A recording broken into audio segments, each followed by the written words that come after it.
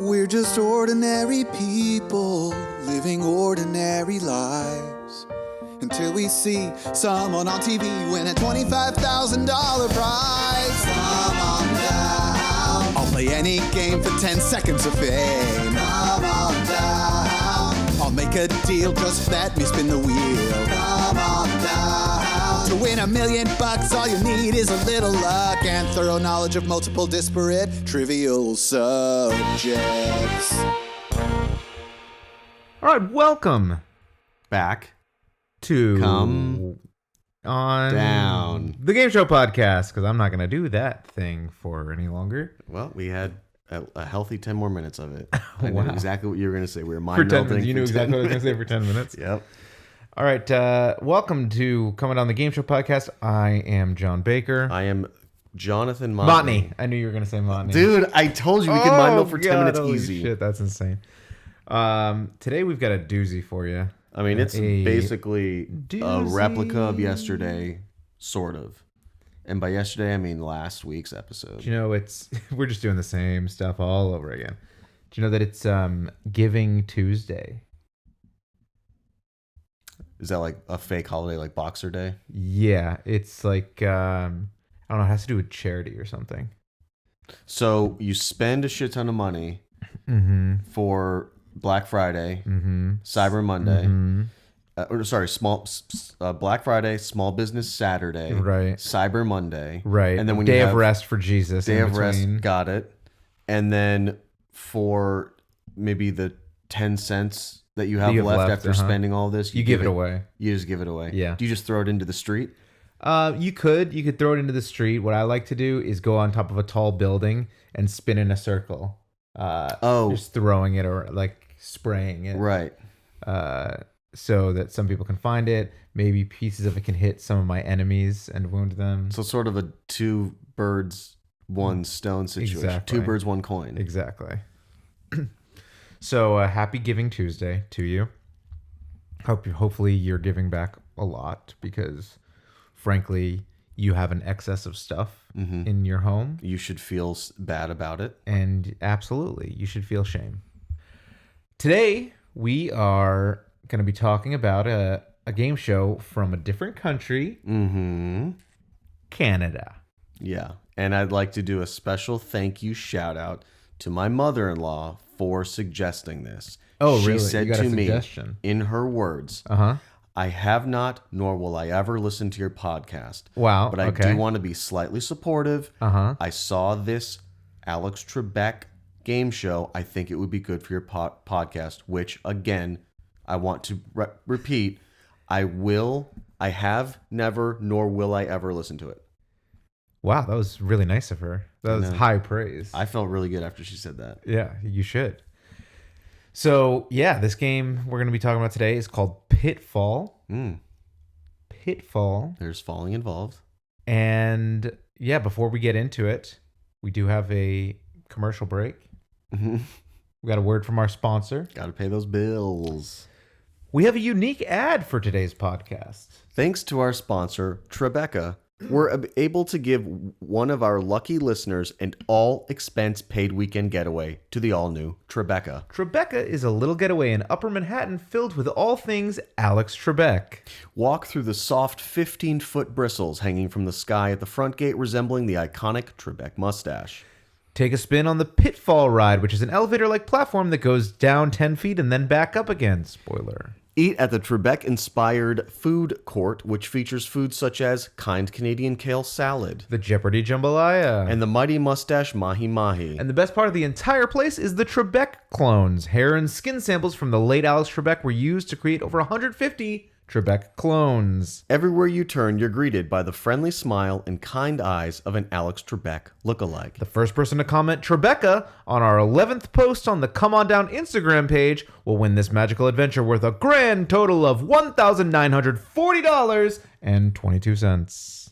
Trebek, where dreams and Alex Trebek clones come to life.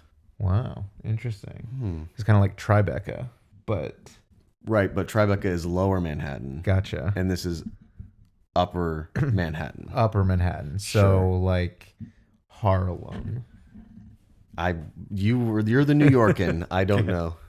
Gotcha. New Yorkin is correct, right? Yes, New Yorkin is New Yorican. Yeah. So thanks to our sponsors, that just really perfect syncing between our sponsor and our podcast subject for the day. Mm-hmm. Really couldn't have gotten luckier if we tried. If we were making it all up ourselves. Yeah. You know? And they came to us. I didn't have to search out Trebek. Wow. Yeah. That is a crazy coincidence. So yeah, today we are talking about Pitfall, as we mentioned. Mm-hmm. And as we also mentioned, it is Canadian. Have you ever heard of anything good and Canadian before? Poutine. Ryan Reynolds. Okay. Seth Rogen. Okay. You're just naming people from Canada now? Well, I can't think of anything that's good. Beaver pelts. Wow, that is good. Yeah, there are some things from Canada that are good, despite popular belief, despite what you've heard. Right. There are some things from Canada that aren't so bad. I've heard people meet Canadians before and come back and say that was basically like meeting a Mongolian fighter. And it's like they're basically just raping and pillaging all the time. Uh-huh. That is one of the main stereotypes of Canadians. Mm-hmm. Yeah, and everywhere they go too. At Trebek, I've heard of Target. They've gone crazy in Targets. I don't know what it is. That makes sense. Have you been to Canada before? No, my new job that I started earlier this month I've heard rumblings in the grapevine, in the electric to technological grapevine, that we might be going to Canada. For what? Oh, they do a bear yearly hunt? They do beaver pelt hunt. Okay. They do a yearly trip, and everybody gets together because it's a fully remote work from home, so we don't ever get to see each other. So they do one trip a year. Ooh, Canada! It's cool because the previous two they did were Australia and Bali. So Canada's pretty. And we're gonna we're doing a basic upgrade. To Canada. My last job, similarly, was not a work from home job, but it was an international job where every other year there was a big conference where everybody got together, and so right before I started was like the previous one that I wasn't there for, and it was in Las Vegas. And I've been told that at the end of 1 year, they always announce where the next one is going to be. And they had this big thing up on the screen, and it was like, all right, where are we gonna be for 2018? Is it Paris? Oh. Singapore? Okay. Sydney? Okay. No, next year we are going to Orlando. Okay. First of all, whoever decided to say those three before Orlando should be fired, tarred, and kicked out of town. Absolutely. This is how you do it. Where are we going in 2018? Schenectady? Kansas City? Right. Somewhere in South Dakota? Orlando! And then people are like, hell yeah. Yeah. Those other places sound cold, first of all. Right. Yeah, so I can relate. I had a similar experience. Although I will be in Orlando next week. We won't have a show next week. Warning to everybody. Yeah, sorry. I'll be in Orlando. Spoiler alert. When you turn on the radio, 13:45 a.m., we're not going to be there. We're on the radio? That is not what we're doing? No. Okay. So, Pitfall's from Canada.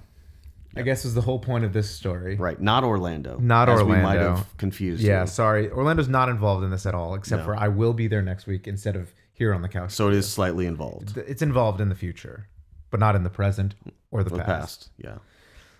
So even though you did go there on a work trip in the past. Yes, that's correct. Okay. So Pitfall, it was on air in Canada, syndicated in September 1981. And we've had, Goodson and Todman Productions in the past. We've talked about them. I would say the OGs. Yeah, the homeboys. they were big. We had Chuck Barris. He had a production company.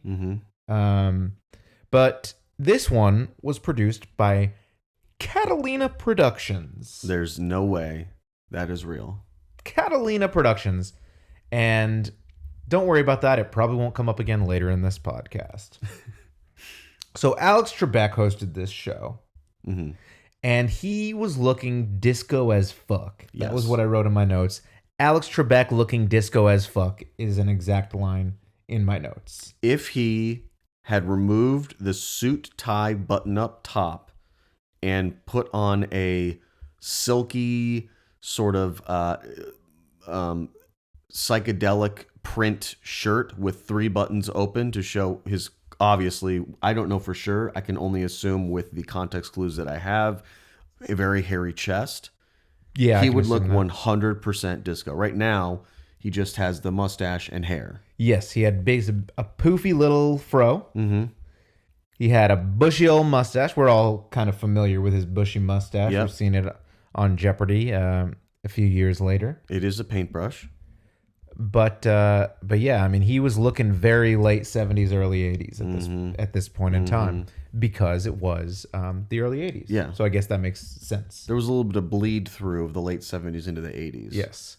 Although I think that they should, once the new year occurs after a decade is done, they should make everything from the previous decade illegal. All the trends, all the clothing. Okay. So we can get a fresh start every single decade. But what about the cycle?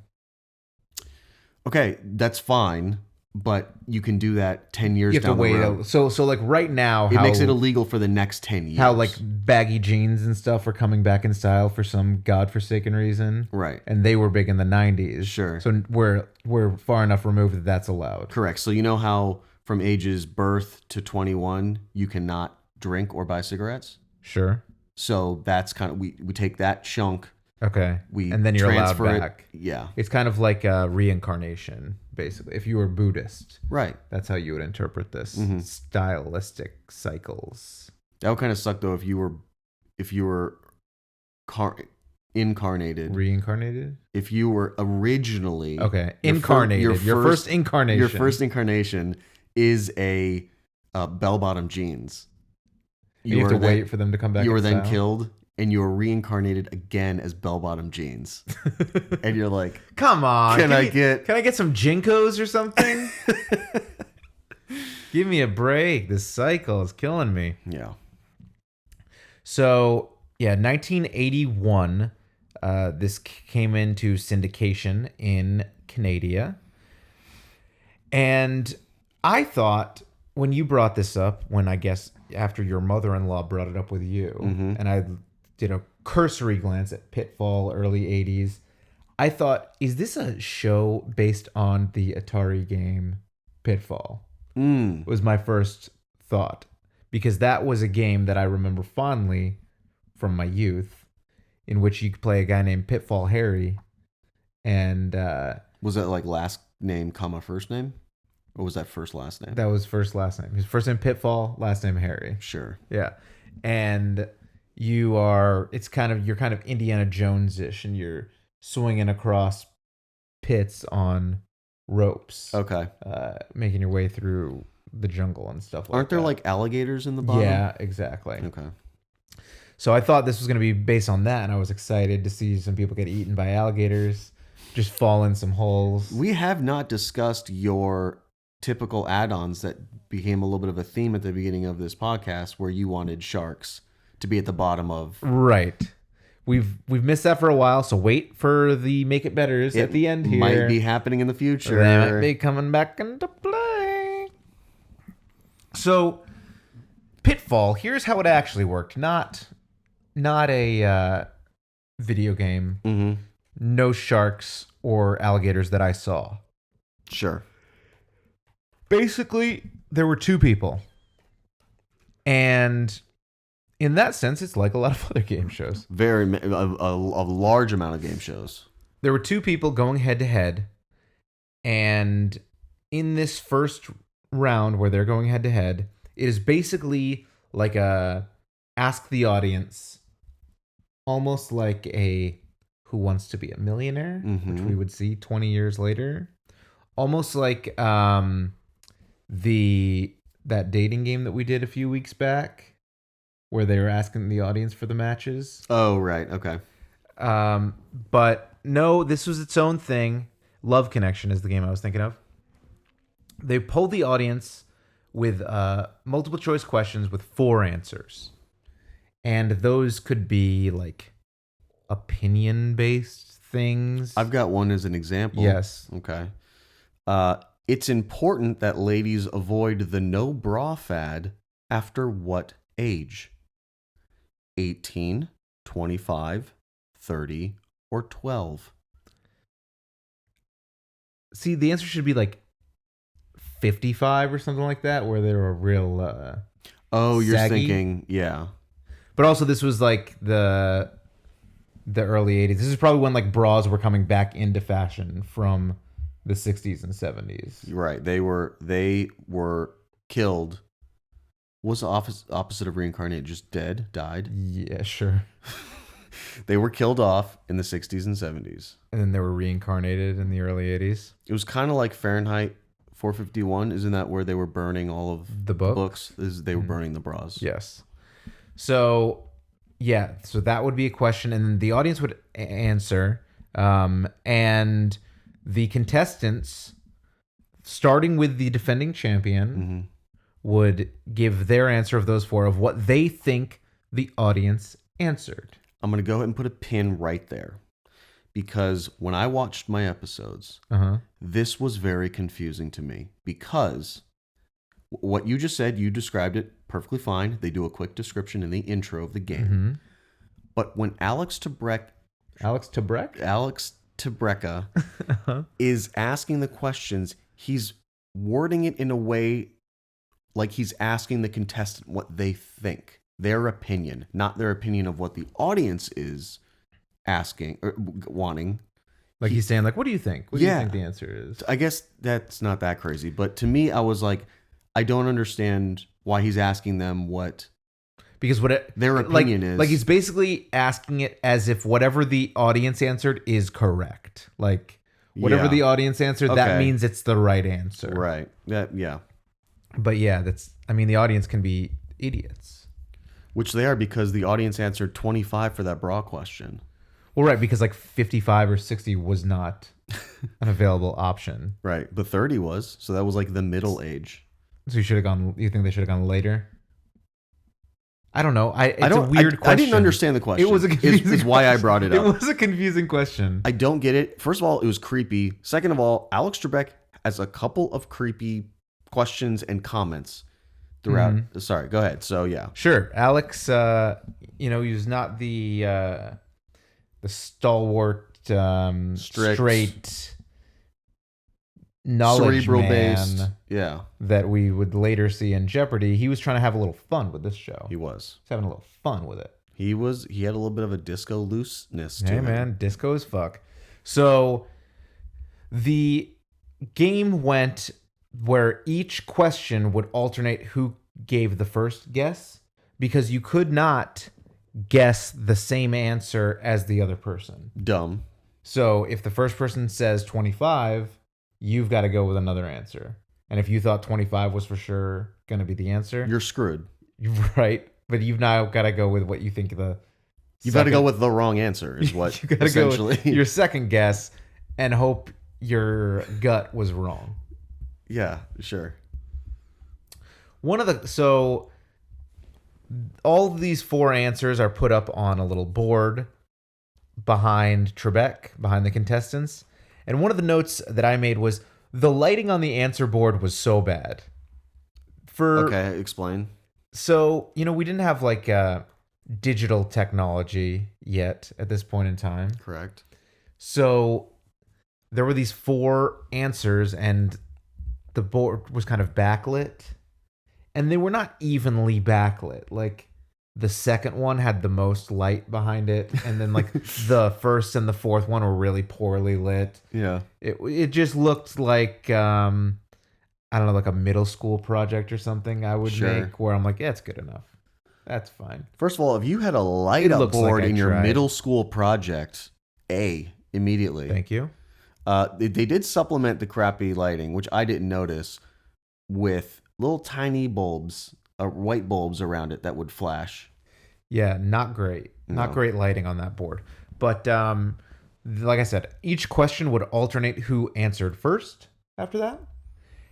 And the goal was to be the first person to get to 5 correct. Mm-hmm. But the other person, it was like win by 2 sort of thing. It was like playing 21. Yeah, in basketball. In basketball, you know, if you were the first person to get there, the other person has a chance to respond. Yeah. To tie you up and keep the game going. Sure. Or it was like after 5 minutes, whoever has the most points.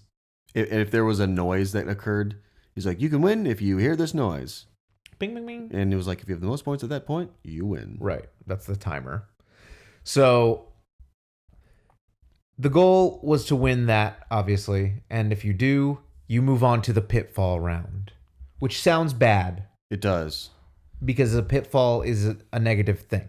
Before we move into the pitfall description, Can I give you one more question that I wrote down? I would love to. A woman who regales her new boyfriend with tales of his predecessors is what? A slut. The options are tactless, insecure, nasty, or dumb. Slut. Okay, well, that wasn't one of them. The audience answer was tactless. Tactless. Which I feel like it would have been different nowadays.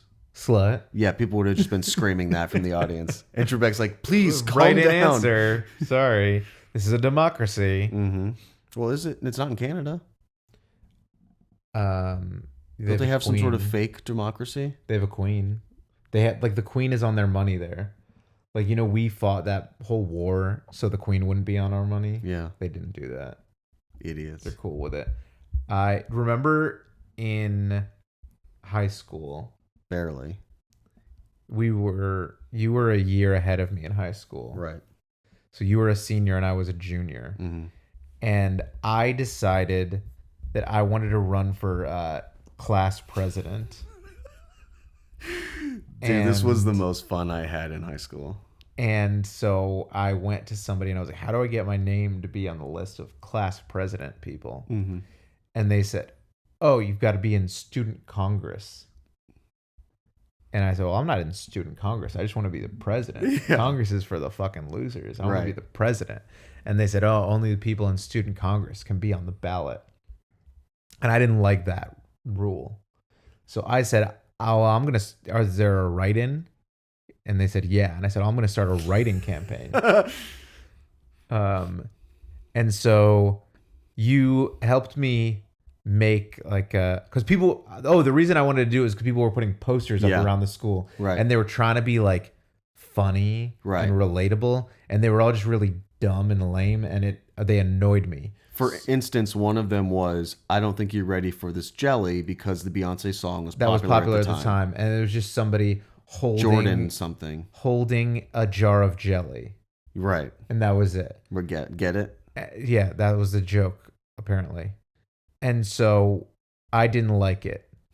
And so this enraged me. And so I said, I'm going to go beat you.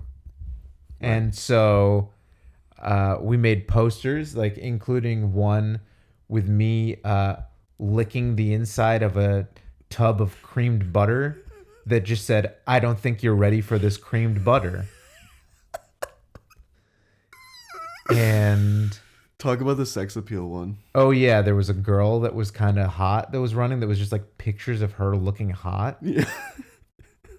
And so we made one of me trying to look hot. Yeah, it was on the diving board.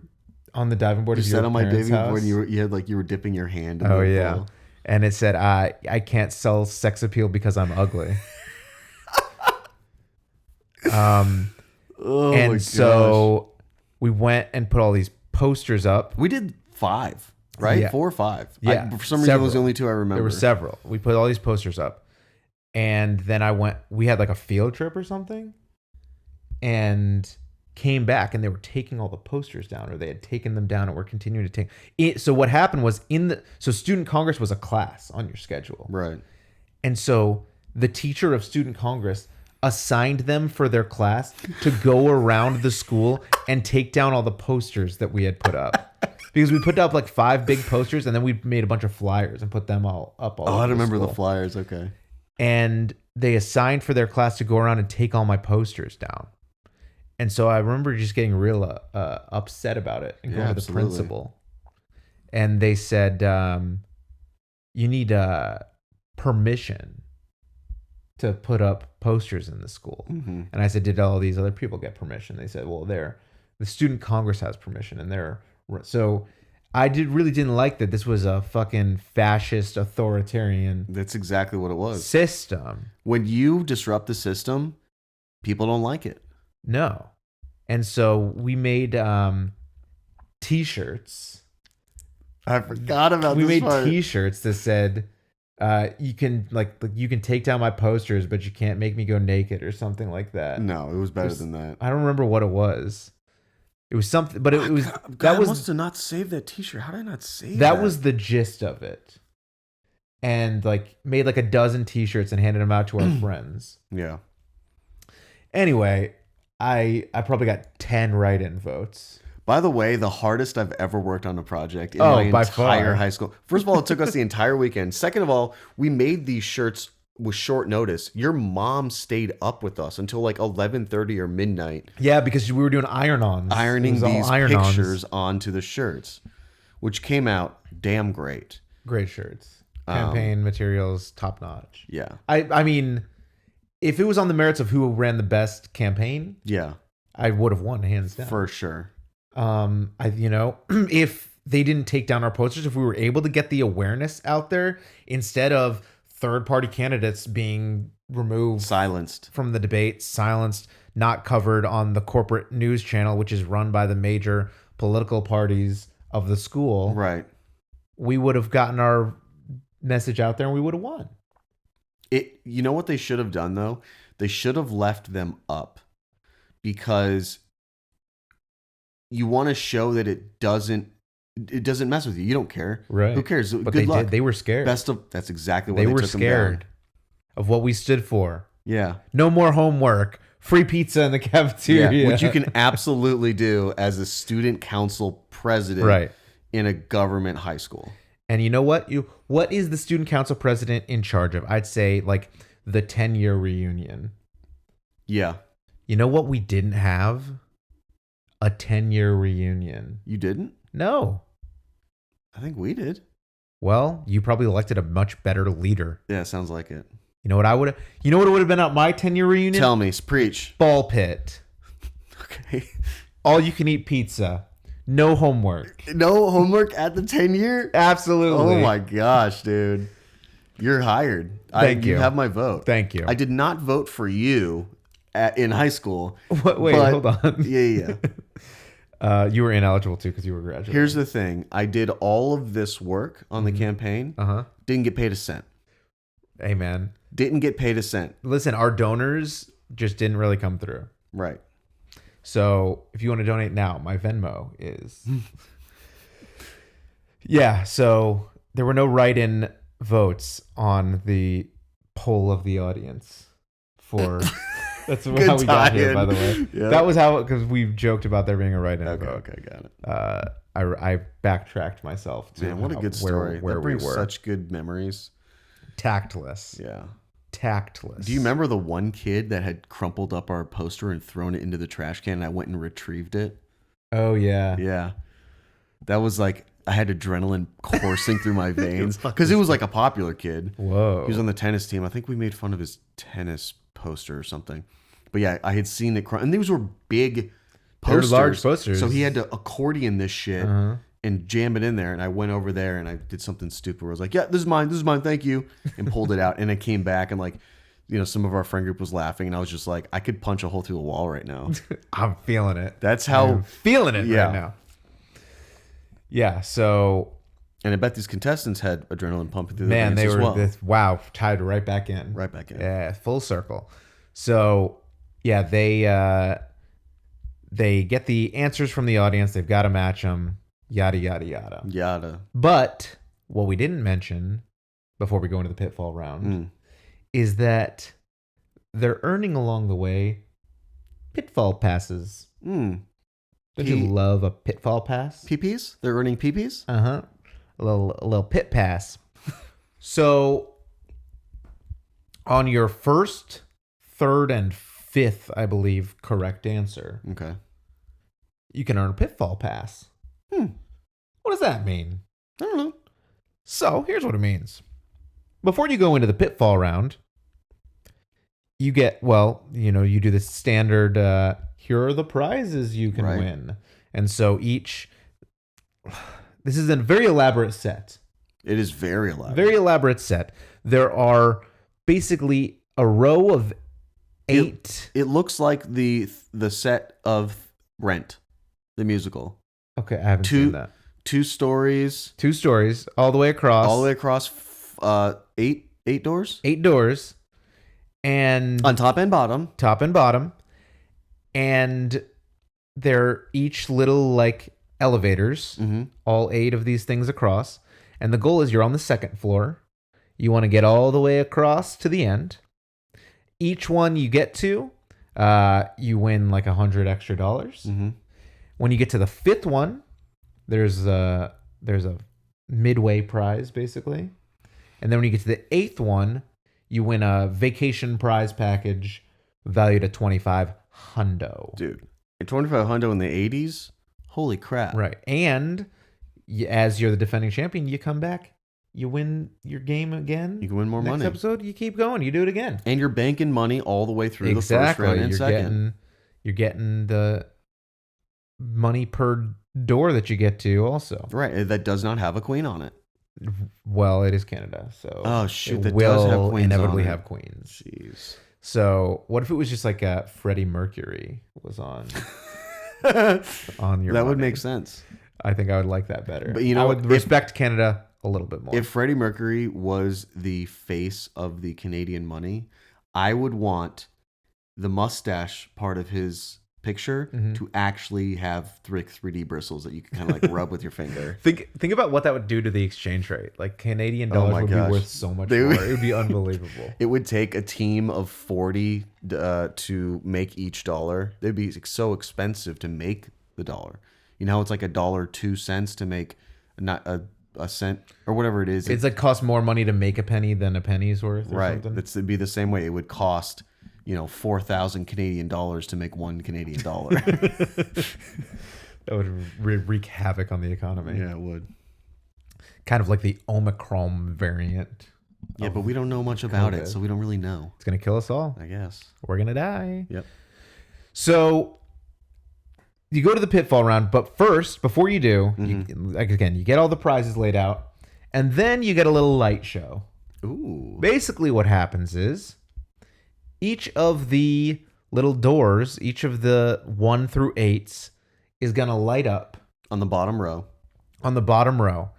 And this is telling you where the pitfalls are. Yeah. So the way it happens is the doors light up, and if it lights up once, that means it's safe. If it lights up more than once, that's a pitfall. Pitfall. So it'll be blinking like 2, 7, 6, 5, 2, 8. 2. Right, so you know that 2 is a pitfall now, etc. And so what you're going to do after, hopefully you've earned at least 2 pit passes probably. Hopefully. Because that's 3 correct answers in the previous round. And what you're going to do is say, all right, 2 was a pitfall, 6 was a pitfall. Okay, wrong, because it only flashed once. Well, the only one that flashed twice in this example was 2. So. Right. So, but there's always going to be 3 pitfalls. Yes. So you have your pit passes, and you're going to say whatever 2 and 6. I'm going to use them on. Okay. And because you're confident, those popped up a couple times each. So you go through. You start at 1. You've got 100 seconds to answer general trivia questions, open-ended, no multiple choice. So the clock starts, and for each one you get right, you move to the next door. Yes. and you miss it, you just get a new question. You pass, you get a new question. If you get to one of the pitfalls, so like 2 in this example was a pitfall, you go pit pass, and you give him your pit pass, and then you move on to 3. You just skip 2. You're good. Right. If you get to one wherein you misidentified it, you don't have a pit pass left. So let's say 4 was the other pitfall. You get to it and it goes, oh, that's a pitfall. And then it just starts lowering you down to the lower level while the time continues to move, and he won't read you a question. It's basically an 8 to 10 second penalty. Right. It's about 10 seconds, I think. I tried to time it. It just drops you down slowly over 10 seconds to the platform below, the lower level. And then once you get all the way down there, he will read a question. And once you get it right, so you can miss, you can pass, again, same sort of thing as before, but you're just down there on the bottom level. But once you get it right, the clock stops for some reason. Yeah. And then the elevator lifts you back up, and then you move on to the next one. Right. And again, the goal is to get all the way through 8. If you get to 5, you get a mini prize. If you get to 8, you get the $2,500 vacation package. And it seems not that hard. At all. 100 seconds is a lot of time. It's 1 minute and 40 seconds. All right? So also, again, with 3 correct, you've almost certainly got 2 pit passes. Right. So there's only 1 pitfall. So there's 1 10-second penalty in there, basically. And those 2, you skip those doors completely. Yeah. So you really only have to answer 6 questions in 1 minute and 40 seconds. And you can pass, you can miss. Unlimited pass. Like this one guy who was on the episode that you've referenced with the bra question. Yeah. He was terrible. He missed like fucking 10 questions, and he still won. He still won the $2,500. I mean, every single episode that I watched, somebody won. Right. Multiple times sometimes, because it's two per round contestants. Half-hour episode. Yes. Yes. So it was really easy, I felt like. Also, the part where you're identifying where the pitfalls are in advance. Yes.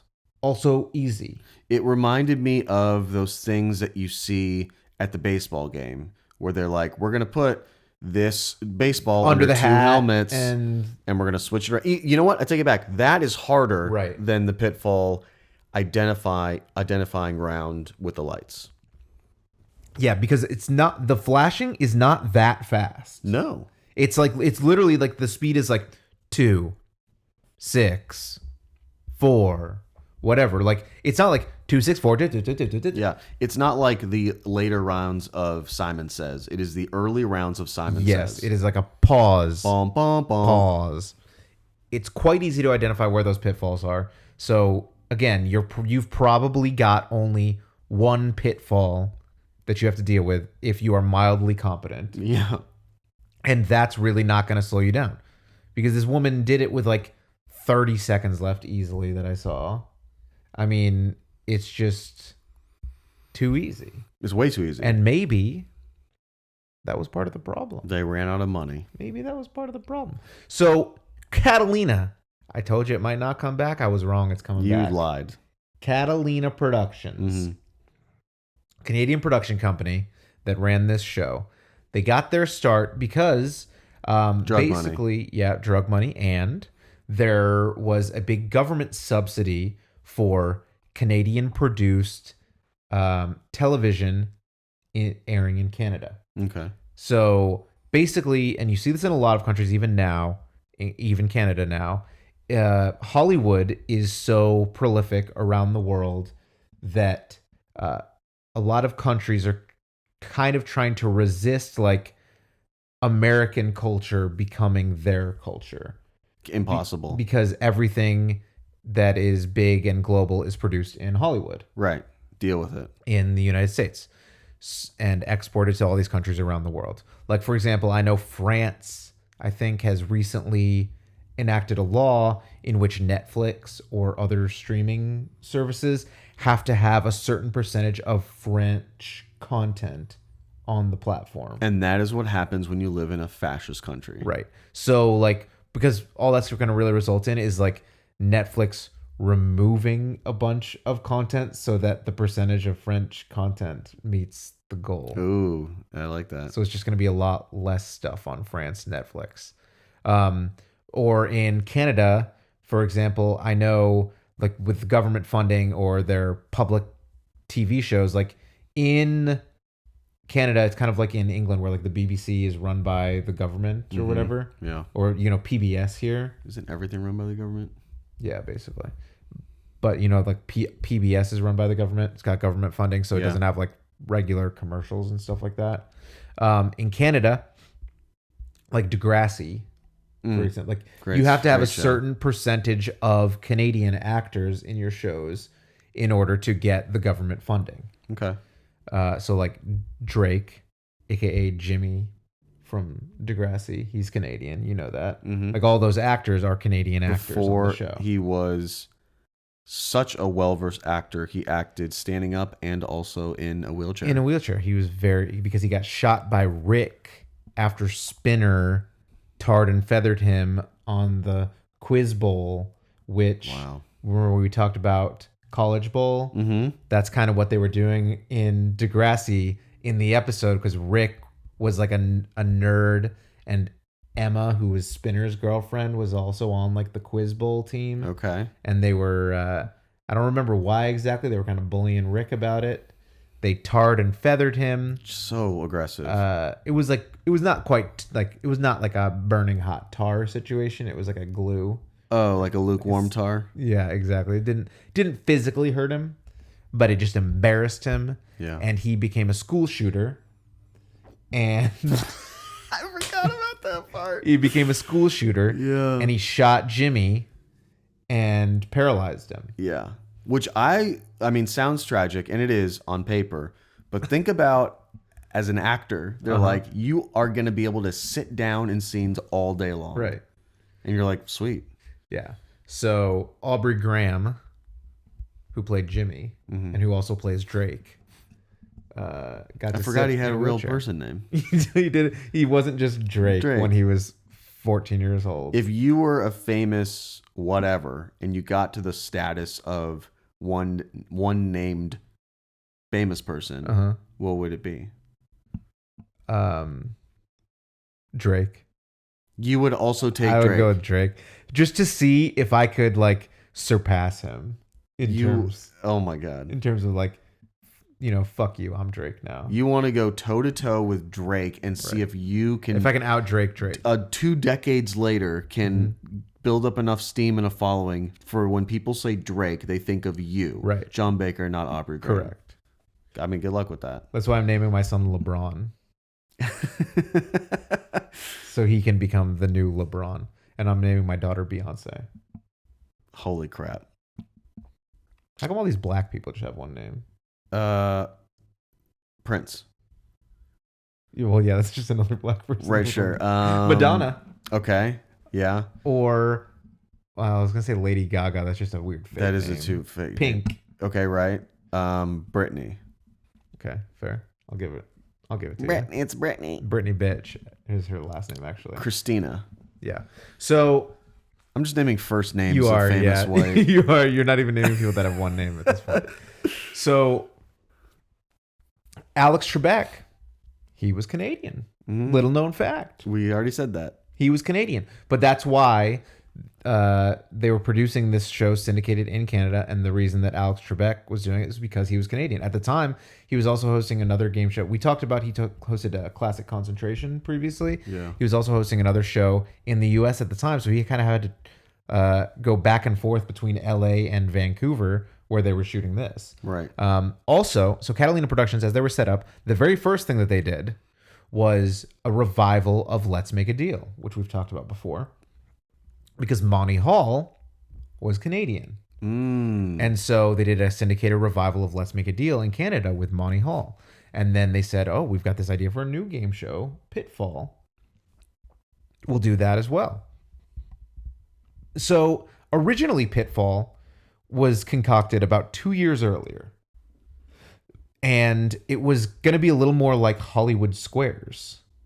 I think like They designed the set around that. Right. The celebrities were going to be moving up and down in the elevators if you like matched with them and stuff I like that.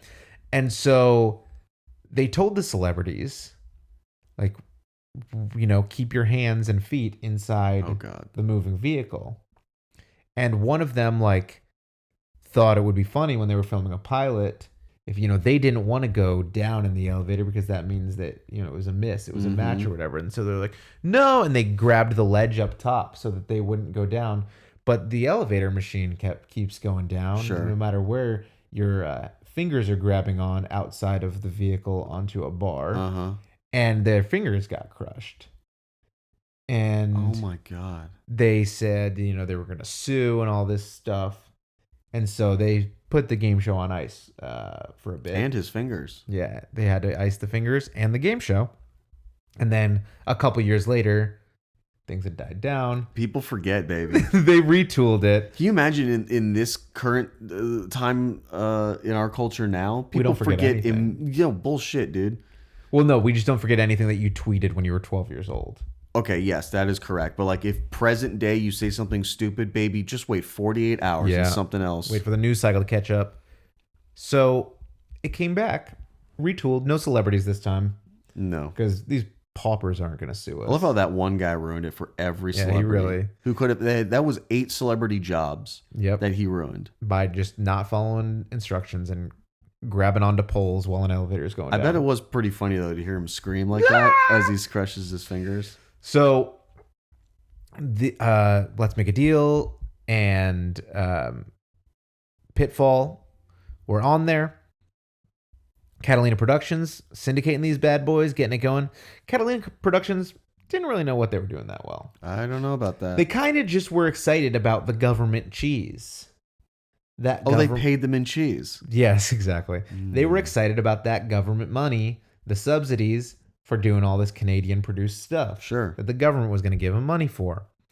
And they didn't really think about, running a business proper. So what happened was they stopped, paying. So like Monty Hall. Yeah. He wasn't getting his paycheck. His producer. Did they run out of money? His paycheck. And so they said, hey, we need our money. Yeah, we'll get you the money. We'll get you the money. And then they said, all right, well, on account of you haven't got us the money, we're going to sue you. Okay. And so they sued Catalina Productions. And so Catalina Productions said, bankruptcy. Can't get our money. They declared it. And so then what happened was Alex Trebek never got paid a cent. Whoa. For Pitfall. He had a contract for $49,000 for hosting the show for the first season. They wrote him a check for $49,000. Okay. One single check for $49,000. Sure. And when he went to the bank, it did not work. So what if they just didn't understand how money worked and they thought you could just write checks for whatever you want? They thought Freddie Mercury was involved. And so Alex Trebek took this $49,000 bounced check and framed it and hung it up on his wall forever. That's awesome. So he described it as one of the great tragedies of my life. Jeez. Imagine how great your life is if this is one of the great tragedies of it. Yeah. I'm a famous person that could have had $49,000 more dollars. Yeah. That's one of the great tragedies of your life. He said it's the only time he's never been paid for work that he's done. I imagine. And also, I think he said the great tragedy thing before he was diagnosed with cancer. So. Right. But I mean, I imagine it would still be one of point. the great tragedies. And also, I imagine the onus is on you if you have not been paid for work more than one time. That's your fool me once, shame on you. Absolutely. Fool me twice, the anus is on me. Right. Yeah, that is how it goes. Yeah, so he did not get paid. And most unfortunately... Oh, no. The people that won all the prizes... Oh, they didn't get it either? They didn't get their prizes. Oh, my gosh. They didn't get their prizes. They didn't get all those $2,500 vacations. Also, probably the reason they went bankrupt is because it was so fucking easy. Everybody was winning every goddamn episode. For sure. I could see them running out of money after the third episode and being like, well, start writing fake checks. Yeah. We really miscalculated. It's like on 30 Rock, there is an episode where Kenneth the Page comes up with a game show called The Gold Case. Yeah. And it's like, let's make a deal, but one of the cases is filled with gold. Right. And the models are all shaking with the weight of the golden case. Yeah. Yep. And the game show fails because everybody's easily able to identify it based on whichever one the model is struggling to hold. Yep. That's what this game show seemed like to me. Correct. This is the real golden case of... This is the golden case of game shows. Of reality. Of real life. This was it. Everybody was winning. They couldn't pay anybody. Yeah. So I felt like that was kind of a bummer. Like if you were on that show... Well, honestly, it wouldn't be that big. Because if you're on that show and you won, you'd be like, that seemed easy. That was so easy. It's like when I won the coloring contest for Disney on Ice tickets. By the way, it was Thanksgiving. We have an update? Yes. It was just Thanksgiving. And I said, hey, Mom, you remember when we went to Disney on Ice? Mm-hmm. And she goes, oh, yeah, you won that coloring contest. And I go, did I? And she was like, what do you mean? I was like, did I actually win a coloring contest for tickets to Disney on Ice? And she was like, yeah. And I was like, so this wasn't a thing where you just bought tickets and said that I won? She was like, no, you actually... She goes, I mean, they probably just drew it from a hat, but... Oh, geez. Right? What a roller coaster ride. I'm like, I won, right? and she was like... I did win. She was like, I mean, not on the merits. I don't understand a coloring contest, though. But I actually did win the coloring contest. So do you just judge the contest by two criteria? Did you use colors that make sense? And were they inside the lines? Probably. Okay. Or, I mean, it was probably just kind of drawn at random. Yeah. Or they gave it to anybody that submitted super lucky, or dude. However many tickets were available. That's why it's not a contest anymore. They gave it to every single person that submitted it and ran out of money. Exactly. But I will be going to Disney on Ice next week at the baseball stadium. The old one or the new one? The old one that's outdoors? Yeah, exactly. They're just hoping. Yeah. They're hoping for ice. Otherwise, they'll just be in the infield doing sliding into second, Cinderella. Yeah. Yeah, so that was the update. I did actually... This was not a lie from my parents, like many other things in my youth. Right. They didn't lie to me. Maybe Disney did. Right. But my parents did not. So okay. Thank you, Mom and Dad. Good update. Yeah, so people didn't get their prizes. I think that sucks. Like Alex Trebek, he doesn't need an extra $49,000. Yeah. Those people needed that vacation to Lake Tahoe or whatever. They did. Las Vegas. Yeah. Europe was one of them. Yeah, they deserved that.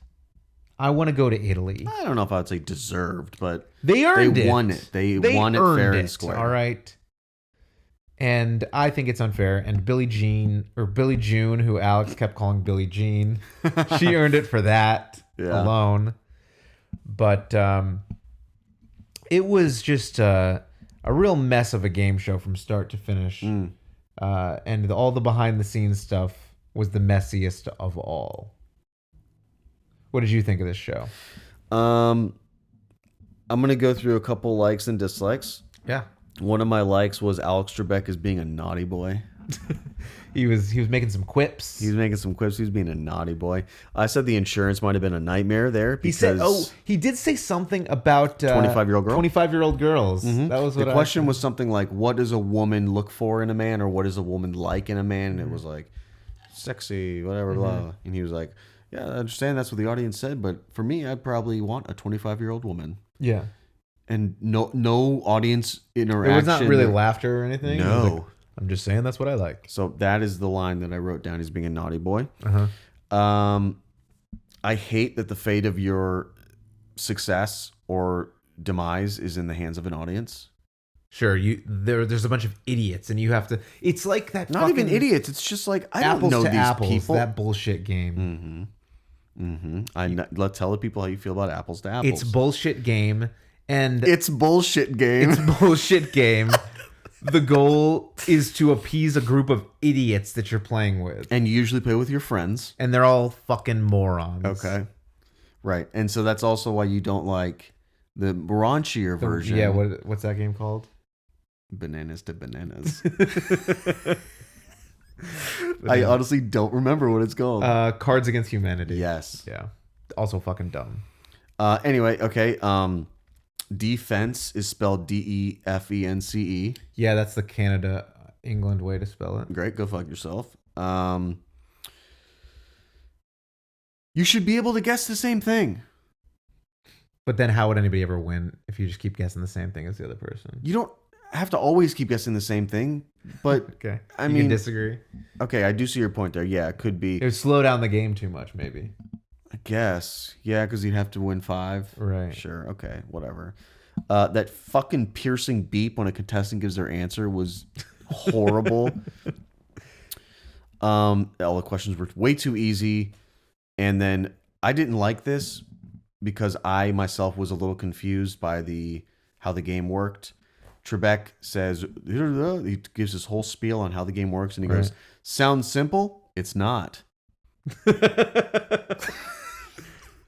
But I mean, it is. Well, I mean, sure, yes, now that we've talked it out, but still, Right. like, how is that appealing to an... Simple? It's not. You're going to be confused as hell. You're so confused. You're probably going to get your fingers crushed, to be honest with you. Sounds simple. Go fuck yourself. We tried really hard, okay? We made this complicated for a reason, and here's why. We have no money to pay the contestants. We're hoping nobody wins. Listen, one of the producers on this was Otis, the elevator guy.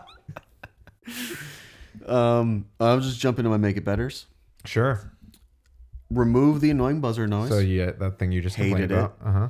Faster pitfall drop. Okay. I want to see these people's knees buckle. Yep. Okay. And they can guess the same answer, which I guess I'll mark off now that we've talked through it. All right. So I want the pitfalls to be like the Tower of Terror at Disney World. Yes. Okay. Yes. I'm on board for that. And I want it to be like you've got to answer the question while you're still just Tower of Terror. Oh my God. Wait, so is it going up and down and up and down? Oh yeah, up and down. Jesus. It's crazy. There's a big fall, and also it's weird. So there's the pitfall. Mm-hmm. So you go down, and then he asks the question, and then you get it right, and then the clock stops, and you get to come back up. Like it felt to me like the pitfall was useless. Except like you could have just been like, well, then what do they do? The 10-second penalty? I guess they could just knock 10 seconds Right, off the like- clock. It just felt to me like they were like, oh, what if we got elevators and like people are going down, and that was the idea, and then they're like, but why? And they had to just really shoehorn something in there. Mm-hmm. Because again, it just feels weird that it's basically just a 10-second penalty that, like, if you actually like boom, fell or something like that, Yeah. and then you had to, once you get right, you've got to scramble back up a ladder to get back up there or something like that. Like the Chutes and Ladders. Yeah, like something like that makes it seem like the pitfall is more relevant to the game instead of just an elevator goes down for 10 seconds and you lose that 10 seconds, but then the clock stops and you get to go back up and you're right back where you were with you having really done nothing other than answer a question, which is the whole goal of every other aspect of this. Also, I never saw a pitfall on level 1. You ever see Like someone number start 1? off with a pitfall? No. I didn't watch a ton of episodes. Bullshit. There aren't a ton of episodes because the company went bankrupt. Right. But Thanks no, to I YouTube. also didn't see that. So, yeah, sharks would be fine, I guess. But I just think making it more like, what was the Mental Samurai? Remember where they're Right. getting spun around? It almost seemed like I need some, like, my criticism of that was I needed it to be more crazy. I think the pitfalls need to be much more crazy and have a bigger impact on what you're doing. Also, I don't know, 100 seconds was just way too fucking long because everybody was able to do it. It was so easy. And even with questions being like about the characters on Dallas or shit like that, even with those, I felt like I could confidently have gotten my way through there, even though there were pop culture questions from 5 years before I was born as a big part of it. Yeah. Like it didn't seem like much of a challenge to me. There weren't enough pitfalls. Agreed. If you know what I'm saying. Agreed. And I mean that metaphorically and not logistically, because there were enough pitfalls. There were too many. It was enough. So you're not saying you wanted to see 20 levels and 10 of them were pitfalls? No. And you still had 100 seconds. Right. No, now you have 3 seconds to do all of it. Yeah. Yeah, it just felt like I needed the pitfalls to have a bigger impact on you, be more interesting than just an elevator. At the time, like I'm sure it was like, whoa, this is fucking crazy. This is a so super elaborate set. But that's all it was. It was just like, and what about that? Right. We did it. Okay. Cool. It was like Cherry's Wild. The biggest slot machine in the world For no world. reason. Yeah. So What I a don't waste. know. I give it a 1.5 buzzers. Holy shit, that's low. Hey, listen. When you're not great at being This a game is the show, lowest you've ever when given you're buzzer. not This show is the one you choose? when you're not great at being a game show, and you stiff my boy Trebek, you're gonna get dinged. I give But it you're 2. giving Trebek. Trebek is a part of the show. You're giving a Trebek show 1.5 stars. That doesn't bump it up at least 1 buzzer. I'd give it 2. You just said stars also, not buzzers. Buzzers. I'd give it 2 buzzers if they fucking paid the people their prizes and they paid that man his money. Okay. But you gave it 1.5. Right, because they didn't do those things. Okay. So The producers, not paying. the producers are losing buzzers here. Okay. The producers are the ones who make the money off of this, and the producers are the ones who get this real review from the Siskel and Ebert game shows here. And you know what? If we give you a bad buzzer rating, people aren't going to watch your show. Yeah. And I don't want to be the one that gets eaten by a tiger. Especially when the show's 30 years old and you can't watch it anyway, except for YouTube. I mean, I was going to give this show 4 buzzers. 4? But then talking through it all, I'm going to give it 3 buzzers. 3 buzzers. Because my boy, Alex Trebek. He elevates anything he touches. He does. What's the reverse of a pitfall? A pit bounce? He's a pit rise. Pit rise, yeah. He's a pit rise. I He's agree. a pit boner. He's a pit rise. Oh, Yeah. you didn't like the other suggestion? No. Okay. So I give it 3 buzzers. Good job, Trebek. I liked seeing your naughty side. I liked it. I like seeing you joke about fucking 25-year-old girls. That's as not a joke. clearly grown man. Yeah, the only joke about it was that's way too old for who he's actually. No, that's way too old for the braless. That's true. That's true. The no bra fad. Yeah, which was strange. Yeah, so I don't know. Kind of a weird show. Kind of an interesting backstory to a show just not giving people their prizes. Yeah. Not giving the host his salary. I love it. And yeah, it's kind of an interesting little piece of game show history. It is. So thanks, Mother-in-law. your mother-in-law, Yeah. for the suggestion. Is she Canadian or something? She is the nicest person I've ever met. So So in that she way, might have some Canadian in her. Yeah. Maybe some Canadian in her. I bet you Alex Trebek would like to put some Canadian in her. And you better cut that out. What? Because what if this is the one episode she listens to? What if she's got a thing for Trebek? She'd probably be flattered. Maybe. All right. We'll see you there, Mrs. Robinson. Ooh, is that her Hey, name? Mrs. Robinson. Trebek loves you more than you will know. Whoa, whoa, whoa.